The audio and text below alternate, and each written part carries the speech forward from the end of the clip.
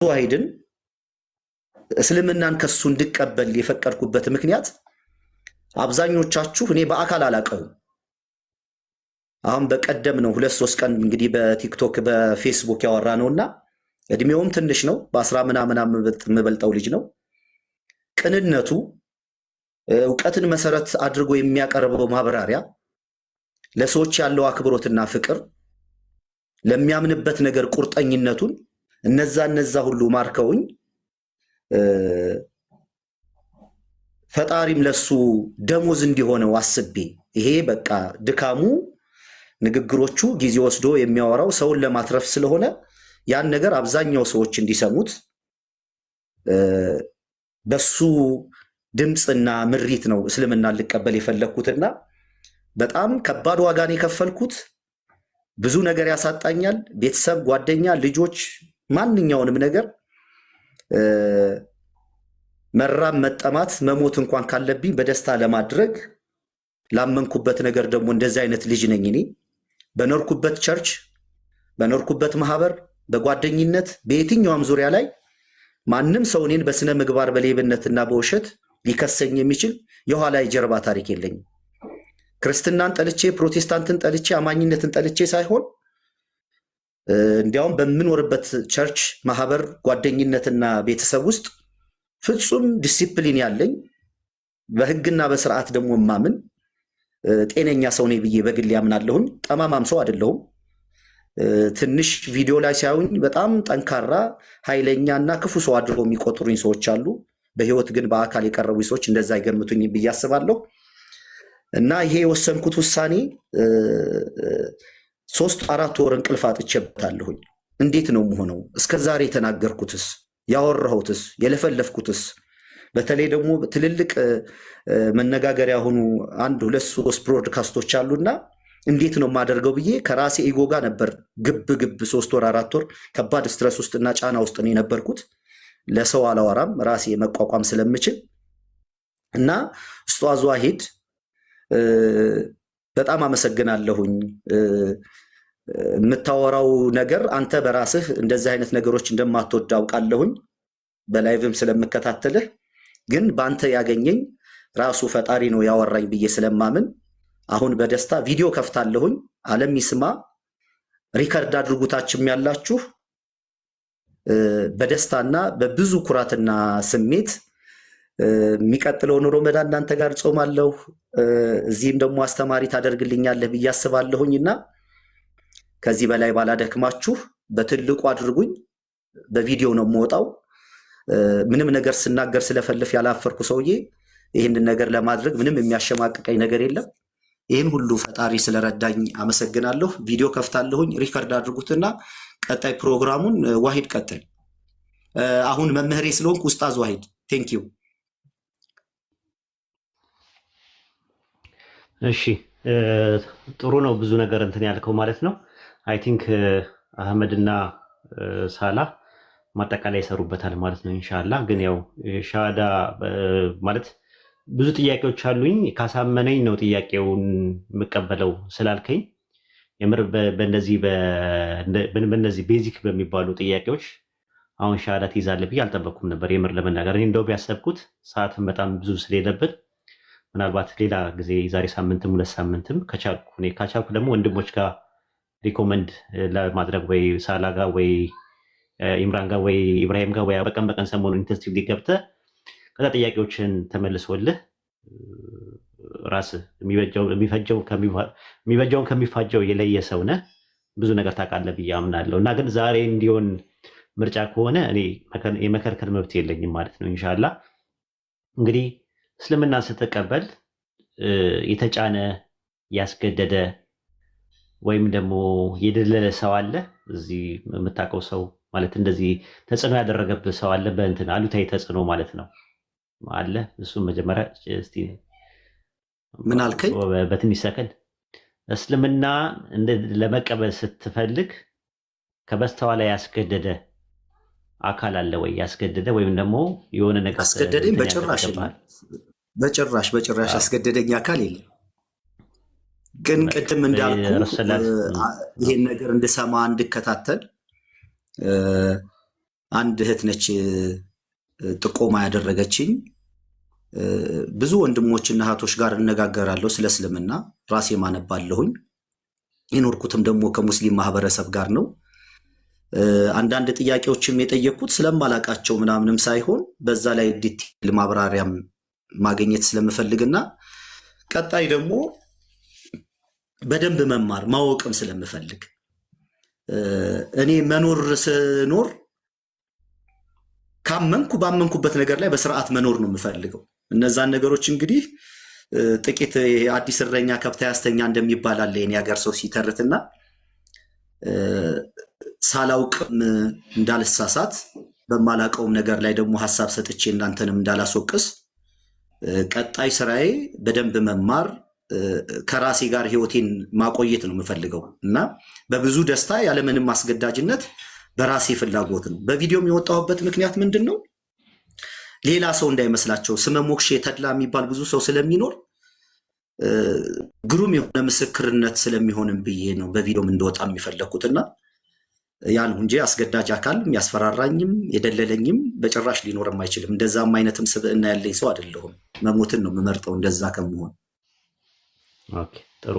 ያው በኢስላም ለሶስት ነገር ብሎ የሰለመ ሰው እስልምናው ተቀባይነት የለውም። አንደኛ ለተቃራኒ ጾታ ብሎ የሰለመ ሰው፣ ሁለተኛ ለጥቅም ብሎ የሰለመ ሰው፣ ሶስተኛውና የመጨረሻው ደግሞ ተገዶ የሰለመ ሰው እንትን የለውም ማለት ነው። ዋናው ነገር እስልምና መቀበል ሳይሆን ከተቀበልክ በኋላ ያለው ነገር ኮንቲኒቲ ጽናት ነው። ኢስቲቃማ የሚባለው ነገር ስቴድ ፋስትነስ የምንለው ነገር እሱ ነው ትልቁ ነገር። ዋናው መማርህ ራስን አፕግሬድ ለማድረግ የምትጥረው ነገር ትልቁ ነገር እሱ ነው ማለት ነው። እና አንድ ሰው መጀመሪያ እርሻ ነገር ስትሰጠው የሰጠውን እርሻ አጠቃላይ ማለት ነው በአንድ ቀን በልቼ ሊጨርሰው አትልም። ለረሃብህ ውስጥ ለጠየቀ ነገር እንትን እያልክ ቀስ እያልክ ነው እንትን የምትለው። እስልምና ጋርም እንደዛ ነው። ዋናው እርሻውን አግኘው። ጠዋት ከእንቅልፍ ስትነሳ የፀሐይ ብርሃንን ሙሉን አይደለም የምታገኘው፣ ለአይንህ የሚመጥንህን ነገር ነው የምታገኘው። ባህርም እንዳለ ውቅያኖስ በሰጥህ ሁሉንም ጨልጬ ምንድነው በአንዴ ልጠጣው አትልም። ለሚያስፈልገ ለጥማት ያክል ነው ቀርተህ የምትጠጣው። ከዚህ በኋላ እስልምና ጋር ስትመጣ ሰፊ ትምህርት ነው ያለው፣ ሰፊ እውቀት ነው። ሙሉን ልጨርሰው ማለት የምችለው አይደለም። የማናውቃቸው ነገሮች ብዙ ነገሮች አሉ። እኛም እየተማረን ያለ ነው። ስለዚህ ወደፊት መማርህ እንትን ማለት እንግዲህ በህዝብ ፊት ቃል ገብተሃል። እማራለሁ አውቃለሁ ምናምን ብለን እኛ ጋር ደግሞ ደስ ብሎን ማለት ነው ለምነንህ ነው የምናስተምርህ አይደለም ጠይቀህን ይቅርና ማለት ነው። እኛ የምንለው ከሰለሙ በኋላ እባካችሁ ተማሩ፣ ቁርአን ቅሩ፣ ትምህርት ተማሩ፣ ዲናችሁን ወቁ እባካችሁ ብለን ነው የምንለው እና ይሄን ነው እንትን የምንለው። ኢንሻላህ እሱን አስተካክለን አሬንጅ አስተማሪዎች አድርገን እንድትማር እናደርግሃለን ኢንሻላህ።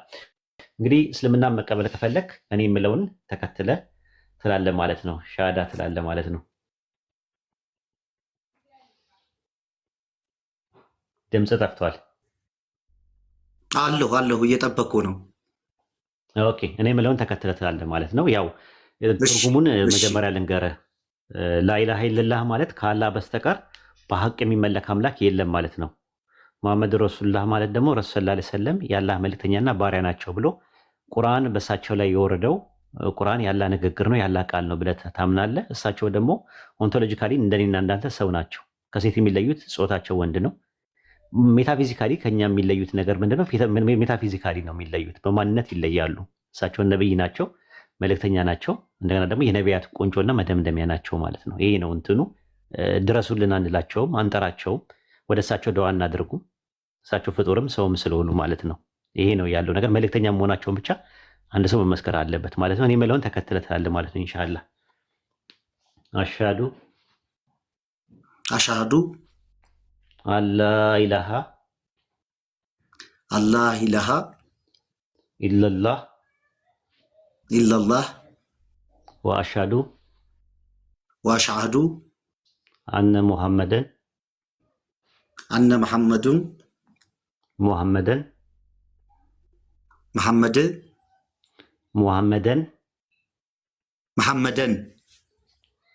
አብዱሁ ወረሱሉሁ እኔ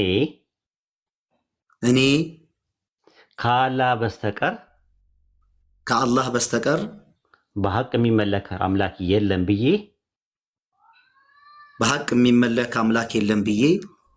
በልቤ አምኜ በአፌ እመሰክራለሁ። በልቤ አምኜ ባፌ መሰክራለሁ። እኔ እኔ ሙሐመድ መሐመድ የአላህ ባሪያና መልእክተኛ መሆኑን የአላህ መልእክተኛና ባሪያ መሆኑን በልቤ አምኜ በአፌ እመሰክራለሁ። በልቤ አምኜ ባፌ መሰክራለሁ። ማሻአላህ። አላሁ አክበር፣ አላሁ አክበር፣ አላሁ አክበር፣ አላሁ አክበር። ተክቢር፣ አላሁ አክበር፣ ተክቢር፣ አላሁ አክበር። ወደ ዲኑል እስላም በሻሃደተይን ገብተሃል ማለት ነው። ከዛሬ ጀምሮ ሙስሊም ወንድማችን ነህ። የእስልምና ወይም ደግሞ የዲኑል እስላም ተከታይ ነህ። በጣም ደስ ብሎናል። አላሁ አክበር፣ አላሁ አክበር፣ አላሁ አክበር፣ አላሁ አክበር። ተክቢር፣ አላሁ አክበር፣ ተክቢር፣ አላሁ አክበር። አላህ ይቀበልህ። ዱዓ አድርግልን ለኛም እንግዲህ ኢንሻአላህ አላህ ይቀበልህ። በጣም ደስ ብሎናል። ከዚህ በኋላ አንተ እንደተወለደ ሕፃን ልጅ ኃጢአትህ በሙሉ ታጥቦልሃል። አውቀህ በድፍረት ሳታውቅ በስተት የሰራው ኃጢአት በአጠቃላይ ይቅርታ አላህ አድርጎልሃል። ማሻአላህ አልሐምዱሊላህ። ዱዓ አድርግልን። ወንድሞች እንግዲህ ደስታቸውን ይገልጻሉ። እንግዲህ አሁን ከሳላ ልጀምርና ወደ አህመድ እንትን ላለው ሁላችሁም እንድታወሩ አደርጋችኋለሁ ማለት ነው። ወንድም ሳላ አለ። አሰላሙ አለይኩም። ደስታን ገለጽለት። ወአለይኩም ሰላም ወራህመቱላህ። እሺ ሁላችሁንም ሰላም ብያለሁ። ወንድም ተድላ እንኳን አላህ ሱብሓነሁ ወተዓላ ወደ ተፈጠርክበት ወደ ዲነል ኢስላም አመጣ። ለአንተ በጣም ደስ ብሎናል። አላህ ሱብሓነሁ ወተዓላ ጽናቱን ብርታቱን ይስጥህ እና ያው ብዙ ምለው ነገር የለም። በጣም ደስ ብሎኛል። እንግዲህ አላህ ያጽና። እንግዲህ ከዚህ በኋላ ብዙ ነገር ተምረህ ያው ራስህንም ሌሎችንም እንደምትጠቅም ተስፋ እናደርጋለን። ባረከላሁ ፊኩም። ያው ያስተማራችሁ እዚህ ፕሮግራም ላይ የተሳተፋችሁ ብዙ እውቀትን ሼር ያደረጋችሁ ወንድሞችና ኡስታዝ ዋሂድ አላህ ይቀበላችሁ እና በድጋሚ ደስ ብሎኛል። ማሻአላህ ማሻአላህ። አህመድ መቀጠል ትችላለህ። ሌሎችም ወንድሞች ደስታችሁን ገለጹለት እና ጀስት ፎሎ ተደራረጉ። ፎሎ አድርጋቸው ከላይ ያሉትን ሁሉንም ማለት ነው። ኢንሻአላህ ፎሎ መደራረጉ ጥሩ ነው። ላይቭ ሲከፍቱ እየገባ መጠየቅ የምፈልገው ነገር ካለ ጠይቃቸው። በግልም ማግኛቸው ኢንሻአላህ። እኔም በግል ስለማገኝ ችግር የለውም። አህመድ ካለ መቀጠል ትችላለህ። መርሃባ። ማሻአላህ ማሻአላህ። አላሁ አክበር፣ አላሁ አክበር። እንኳን አላህ ወደ ዲኑል ኢስላም መራ። እንግዲህ ዋናው ነገር አላህ ቁርአን ላይ እንዳስቀመጠው ሱረቱል በቀራ ምዕራፍ 2 ቁጥር 56 ላይ በጣዖት ክዶ በአላህ ማመን ነውና በጣዖት ክዶ በአላህ ማመን ውስጥ የምናገኛት የሆነ ዘለበት አለች። እቺ ዘለበት ነች እንግዲህ ከእሳት የምታሰርፈንና እዛ ከእሳት የምንተርፍበትን ገመድ በያዘ እንኳን አላህ መራ ልልህ እወዳለሁ። ዋናው ነገር ደግሞ አላህ ተናግሯል። ሱረቱል ፉሲለት ምዕራፍ 40 ላይ እነዚያ ጌታችን አላህ ነው ያሉ ብለው ከመሰከሩ በኋላ ከዚያም ቀጥ ያሉ አትፍሩ ይላል። ቀጥ ያሉ እያለ ይናገራል። አላህ ይስተቃሙ እያለ ይናገራል። እነለዚነ ቃሉ ረቡና አላህ ሱመ ኢስተቃሙ ይላል። ጽናት የሚባለው ነገር ደግሞ አስፈላጊነት አለውና